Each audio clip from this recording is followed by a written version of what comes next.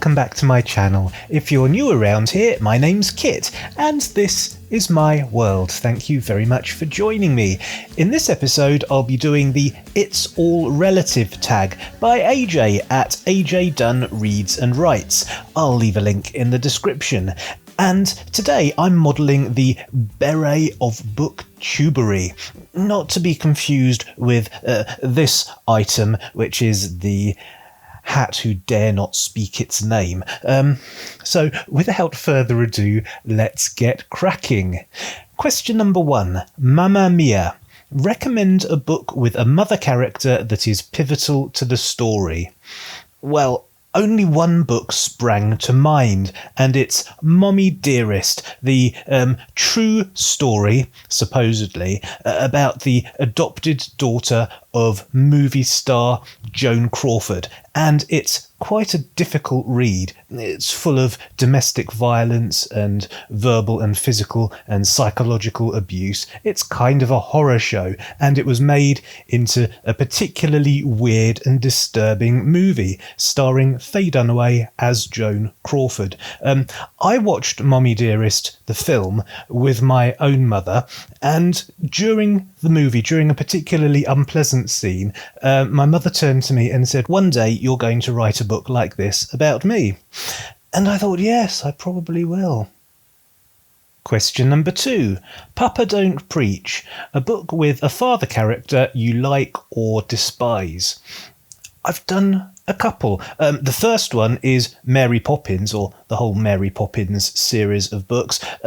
In these we meet George Banks, the father of Jane and Michael Banks, and we start off despising him. He's a pretty inattentive, useless father. He's kind of an old-fashioned Edwardian kind of father. He leaves the mother or the nanny to raise the children, and he really doesn't have very much interest in his children at all. But gradually throughout the story, and thanks in large part to the intervention of magical nanny Mary Poppins, George Banks discovers his humanity and discovers his love for his children and becomes a good dad, and a likeable one. He's a sympathetic character, and I love the Mary Poppins stories for that and many other reasons. But also, I'd like to mention a couple of other books. These are by Arthur Ransom in the Swallows and Amazons series. The first is We Didn't Mean to Go to Sea, and in this book, the 4 Walker children, who are the stars of most of the Swallows and Amazons books, they are the Swallows, they accidentally set off in a boat and sail out into the North Sea in the middle of a storm, and they fetch up in Holland eventually. And their dad happens to be there on his way home from his naval duties, and he intercepts them, and he's a really great dad. He's the perfect dad. He doesn't berate them. He's proud of them. He takes them on a little adventure in Holland, and then he sails the boat with the 4 sleeping children back to the safety of England. And he's just a really, really good dad. And that story, that book, is followed by Secret Water, and their father, Mr. Walker, takes them and essentially maroons them in a swampy, islandy sort of area somewhere in Essex, and leaves them with the task of mapping the area. He's been teaching them cartography, and he basically just maroons his children and leaves them to fend for themselves. And that, I think, is great parenting. Question number 3. Brothers and Sisters. A book with an interesting sibling relationship. Well, I could reel off lots and lots of books. I mean, my sweet spot, my comfort zone, my wheelhouse is children's books from a bygone age in which most of the characters are siblings. Obviously the Swallows and Amazons books, there are the Walker children, they're siblings, and they have a very interesting and dynamic relationship. Peter Pan, of course, going back a little bit earlier in history, there's the relationship between Wendy and her brothers John and Michael. There are the books by E. Nesbit, Five Children and It, The Phoenix and the Carpet, and The Story of the Amulet. In that, Cyril, Robert, Anthea, and the other one, whose name I can never remember, have magical adventures. And again, there's an interesting dynamic between the siblings there. And The Railway Children, I bleat on about The Railway Children quite a lot. It's one of my favourite books, and again, you have three siblings, two girls and a boy. Their names are Bobby and something else. You can tell I read this book a lot. Oh dear. It's time for some coffee, I think. A bit of wake-up juice. That's what the doctor ordered.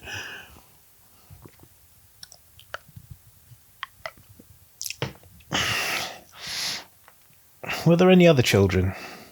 Oh yes, and finally, thanks to some wake-up juice, I've remembered the obvious one, the Narnia Chronicles, Peter, Susan, Edmund and Lucy Pevensey. That is one of the famous literary sibling ships ever. Is that a thing? Moving on.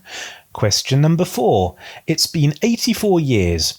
A book you like that is multi-generational or chronicles a character's whole life. Well, again, I've got two answers for this. The first one is my multi-generational answer, and it's Charlie and the Chocolate Factory. You've got young Charlie, you've got Mr. and Mrs. Bucket, his mum and dad, and then you've got the 4 grandparents, George, Gertrude, Jemima and Cyril. I just made that up. I can't remember their names. I know one of them's George. Anyway, moving on. The next one is my answer for showing a character through their whole life. And I'm sorry to have to dip into Catherine Kerr again, but it's the Catherine Kerr books, starting with Daggerspell as the first in the Devery cycle. Jill, the character of Jill, the central character of Jill, the first part of the first book is Jill before she's even born. Her spirit is sort of swirling around and she's being given her life mission by the Lords of Destiny, as it were. So you know Jill literally from before she's born in this particular lifetime, and you watch her grow up, you watch her become a woman, and you watch her become an old woman and a sorceress, and then you watch her eventually die. So you literally follow Jill throughout her entire life, but of course you also get to follow her in her previous lives as well. So it couldn't be a better answer to this particular question, even though I'm sure you're sick of me talking about the Catherine Kerr books by now. Tough. Question number 5. You Complete Me, a book with an interesting marriage as a central element to the story. Well, again, I've got two answers. The first one is The Buried Giant by Kazuo Ishiguro.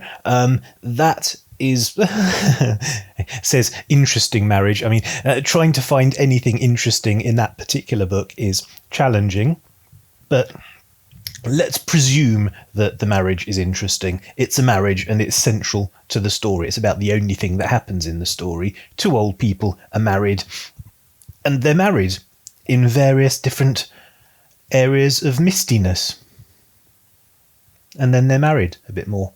They're married. Anyway, moving on. Also, of course, I apologise for bringing it up again, but Outlander has a very interesting marriage situation.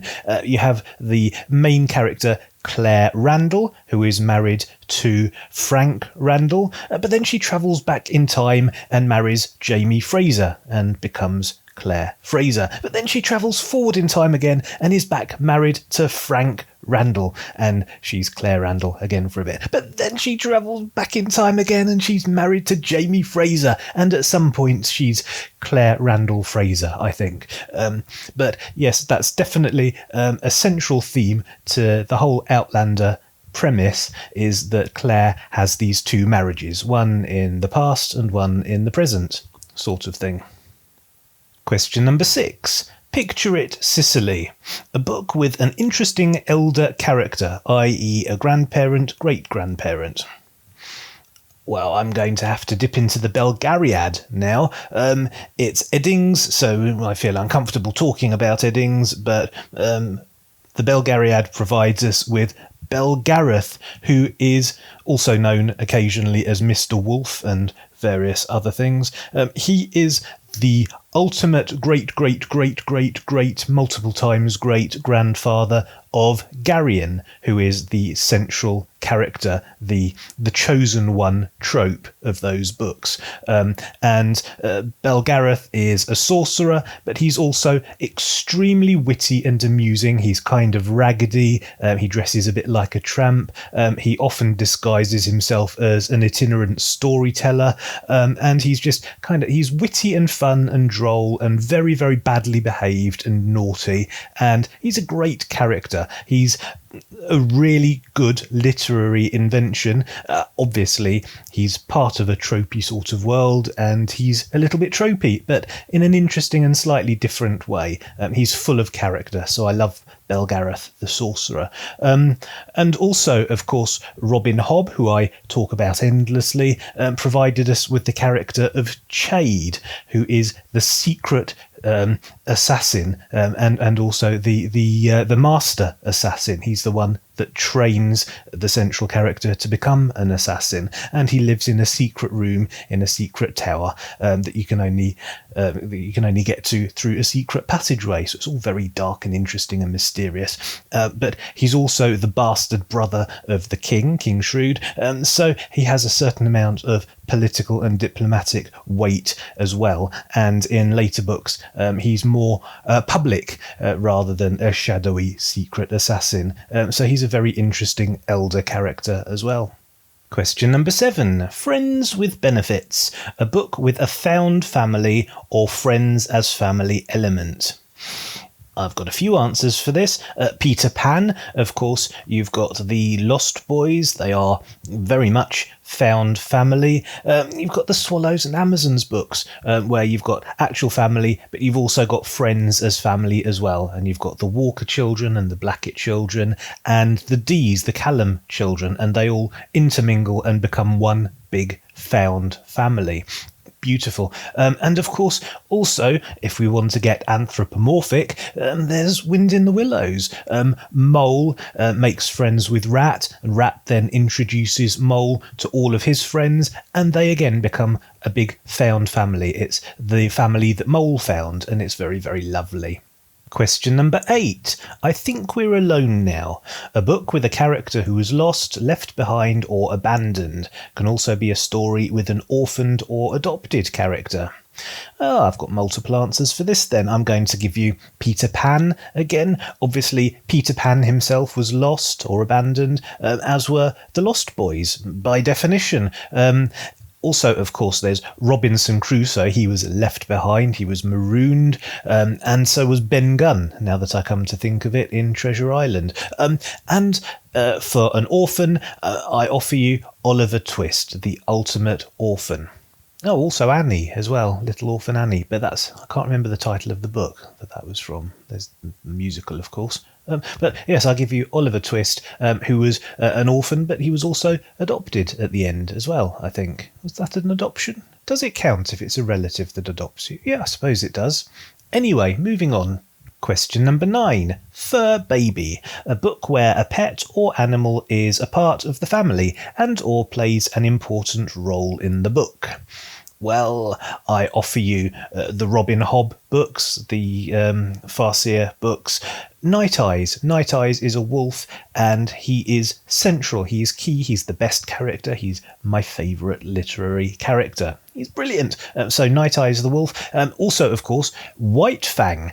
And actually, most Jack London books, well, certainly White Fang and Call of the Wild by Jack London very much answers that question. Oh, that's it. That's the end of the tag. Well, thank you very much for watching. I hope you enjoyed it. If you did and you haven't already, you know what to do. Please hit the subscribe button, hit the like button, share, comment, do all the good stuff, and I will see you next time. See you later.